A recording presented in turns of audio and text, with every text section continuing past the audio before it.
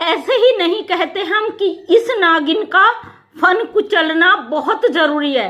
हमारे देश में अवैध रूप से घुस कर आई एक अवैध घुसपैठिया सीमा हैदर वो नागिन है। केवल ये काटने के बाद जहर नहीं उगलती है, ये जब मुंह खोलती है तो इसका जहर इतनी तेजी से फैलता है कि पूरे भारत में हड़कंप मच जाता है। अभी अभी इसका एक शॉर्ट वीडियो किसी बहन ने मुझे भेजा है, जिसमें इसका भाई जो एक पाकिस्तानी औरत को अपनी सगी बहन बनाकर बैठ गया है, जिसने पूरा ठेका ले लिया कि इस महिला ने पूरी तरीके से हमारे भारत की सभ्यता संस्कृति को तार तार करने में पूरा योगदान है। ये भाई सबसे पहले बोलता है कि भाई हमारी बहन की तरह बनो।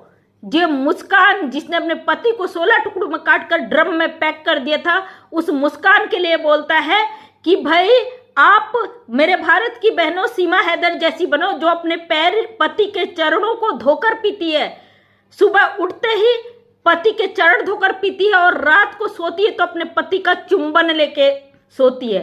तो ये बेशरम इंसान जो हमारे देश का गंदा वकील है, इसका कहने का मतलब है इसकी माता जी बूढ़ी बैठी है पीछे से, और सोचिए जिसकी बूढ़ी माँ के विचार ऐसे होंगे तो वो बेटा जहर ही उगलेगा। हमें डर नहीं है किसी की का, जिसे जितनी गालियां देनी है भर भर के गालियां दीजिएगा, लेकिन जब कानून का डंडा आप अपराधियों के ऊपर पड़ेगा ना, पानी मांगने नसीब नहीं होगा तुम्हें। तो इनकी माताजी बैठी है पीछे से, भाई के ये शब्द हैं अपनी पाकिस्तानी बहन के लिए। तो ये बंदा इतने गंदे तरीके से कह रहा है कि भाई अपने पति सचिन का चुंबन लेके सोती है। अरे जरा सा शर्म कर ले वकील, तुमने अपनी बेशर्मी की सारी सीमाएं पार कर दी। ऐसे ही नहीं कहते लोग कि तुम्हारा सीमा हैदर से संबंध है। पाकिस्तान या मुस्लिम समुदाय में भाई बहनों के रिश्ते हो जाते, कम से कम उनके हो जाते, उनकी सभ्यता संस्कृति अलाउ करती है। तुम तो ऐसे भाई हो कि लोग तुम्हें खड़े खड़े गंदा बोलते हैं। आखिर इस अवैध घुसपैठी से आपका रिश्ता क्या है, ये सवाल पूछता आज पूरा हमारा देश।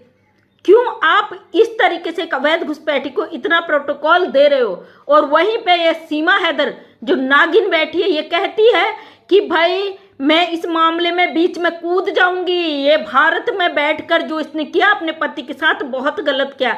अबे ओ 2 की अवैध घुसपैठिया, पहले अपने कान के पुर्जे खोल बेशरम औरत। तू हमारे देश में बिना पासपोर्ट बिना वीजे के कूद पड़ी है। हमारे भारत की सुरक्षा एजेंसियों को धोखा देकर भारत के अंदर 50 दिनों तक छुप कर रही है। हमारी भारत सरकार की नज़र में, हमारी जांच एजेंसियों के दायरे में है तू। अभी तुझे क्लीन चिट नहीं मिला है, लेकिन तू यहाँ जहर उगल रही है हमारे देश की सभ्यता संस्कृति पे। इसका कहने का